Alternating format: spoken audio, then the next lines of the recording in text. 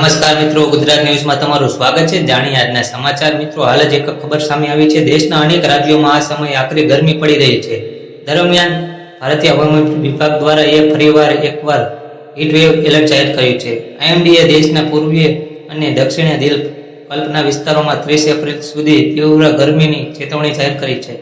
મિત્રો, મળતી માહિતી મુજબ હવામાન વિભાગના જણાવ્યા અનુસાર 30 એપ્રિલથી પશ્ચિમ બંગાળના ઘણા સ્થળોએ, ગંગા કિનારે, ઓડિશાના કેટલાક ભાગો અને ઉપ હિમાલયના પશ્ચિમ બંગાળના વિવિધ વિસ્તારોમાં ગરમીની લહેરથી ગંભીર ગરમીની સ્થિતિની સંભાવના છે।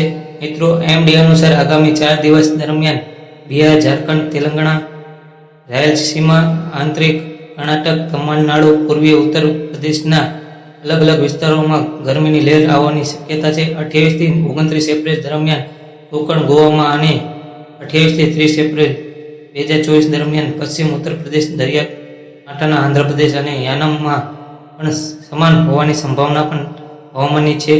મિત્રો, સ્કાયમેટ વેધર અનુસાર આગામી 2 દિવસ દરમિયાન પશ્ચિમ હિમાલયમાં ઘણી જગ્યાએ હળવાથી મધ્યમ વરસાદ અને હિમવર્ષાની શક્યતા પણ છે। 28 એપ્રિલ જમ્મુ કાશ્મીર, ગિલગિટ બાલ્ટિસ્તાન, મુઝફ્ફરાબાદ અને હિમાચલ પ્રદેશના કેટલાક ભાગોમાં ભારે વરસાદ અને હિમવર્ષાની પણ થઈ શકે છે। મિત્રો, આવી માહિતી માટે ચેનલને સબસ્ક્રાઇબ અને વિડીયોને લાઈક કરજો। મિત્રો, ધન્યવાદ।